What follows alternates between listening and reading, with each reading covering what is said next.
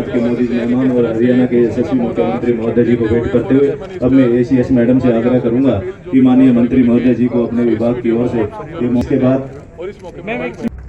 प्राण वायु देवता पेंशन स्कीम ये साल की होगी 2500, ताकि उस 2500 में जो भी उसकी रक्षा सुरक्षा करे, उसकी कम से कम ग्रिलिंग करे, वहाँ पानी की व्यवस्था करे, वहाँ छाया के नीचे कुछ बेंच लगाने की व्यवस्था करनी है वो कर दे।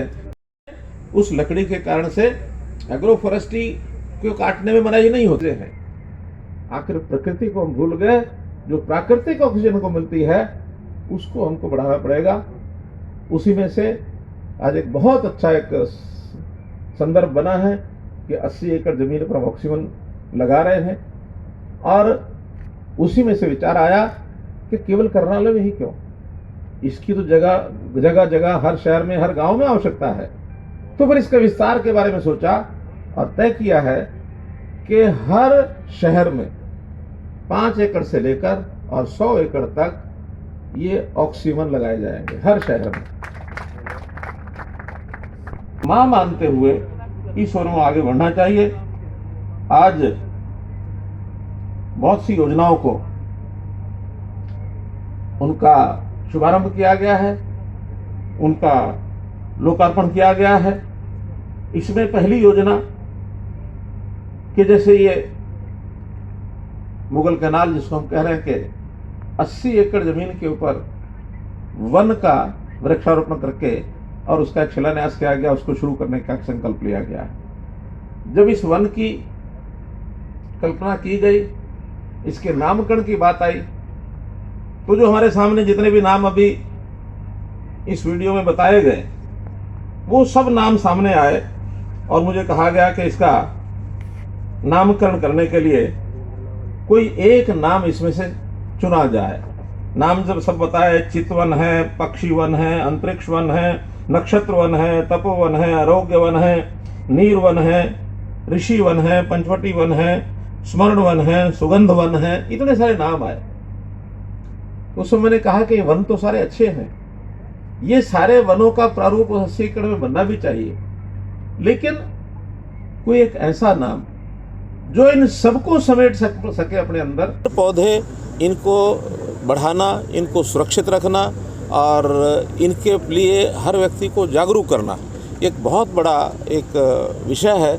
इस विषय को हमने आज जनता के सामने रखा है। आपके माध्यम से मैं हरियाणा की जनता को अपील करता हूं कि पेड़ों को लगाएं, उनको सुरक्षित रखें, ताकि हमारी प्राणवायु ये जो ऑक्सीजन है इसको बढ़ावा मिले, हमारा जीवन सुरक्षित रह सके। आज हमने कई योजनाओं की भी घोषणा की है और कुछ का शिलान्यास भी हुआ है। जैसे पहला ये जो करनाल में मुगल कैनाल इस के क्षेत्र में 80 एकड़ भूमि पर एक ऑक्सीवन लगाया गया है।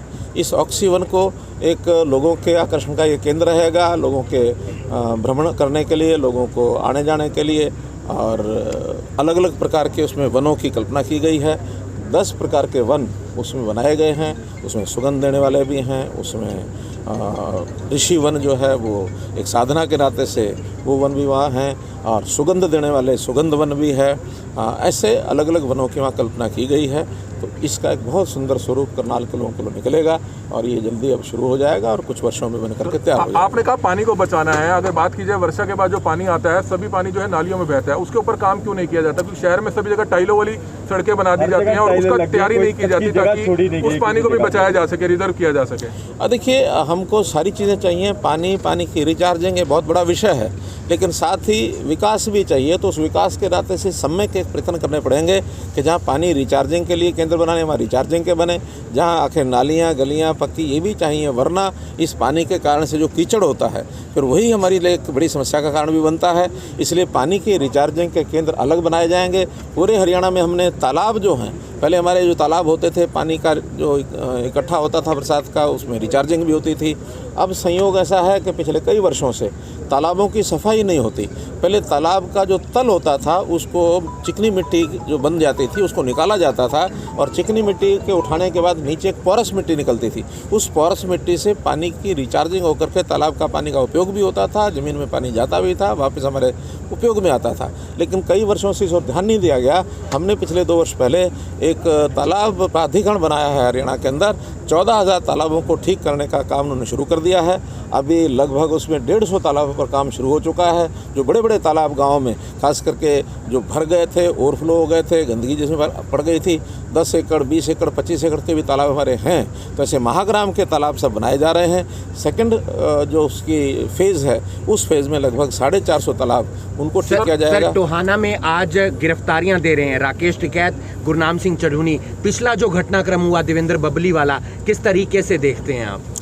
मैंने अपील भी की है और मैं मानता हूं कि जो भी कुछ इस प्रकार के आंदोलन में वो कार्य करें वो एक प्रकार से लॉ एंड ऑर्डर को ख़राब न करें, शांतिपूर्वक तरीके से करें, अहिंसा इस नाते को ध्यान रखें। तो शांतिपूर्वक करने वाले प्रदर्शन को हम नहीं रोकेंगे, लेकिन अगर कहीं लॉ एंड ऑर्डर की स्थिति बिगड़ती है तो उसको संभालने के लिए हमें आज के भी इस कार्यक्रम को ना होने के लिए किसानों ने चेतावनी दे रखी थी। सभी इलाकों को सील किया गया, अतिरिक्त सुरक्षा बल यहाँ पर लगाया गया, रैपिड एक्शन फोर्स लगाई गई और कार्यक्रम भी 1 घंटा हालांकि देरी से था, अब भी पहले आए हैं। तो क्या लगता है कि किसानों की ये प्रशासन का काम है, प्रशासन जैसा करता है हम उसके हिसाब से ही करते हैं। तो आखिर कोई भी सुरक्षा के काम में प्रशासन की बात को हम सर्वोपरि मानते हैं। एक एक करके महामारी की फंगस को लेकर क्या तैयारी है? फंगस को लेकर क्या तैयारियां की गई? इंजेक्शंस की काफ़ी कमी है सर। देखिए, ब्लैक फंगस जिस गति से प्रारंभ में आज से 8 दिन पहले शुरू हुआ था, अब वो काफ़ी कंट्रोल में आ गया है। अब लगभग 600 के आसपास पेशेंट्स सभी हॉस्पिटल में, मेडिकल कॉलेजेस में हरियाणा में हैं, जो पिछले 3-4 दिन से एक स्थायी है।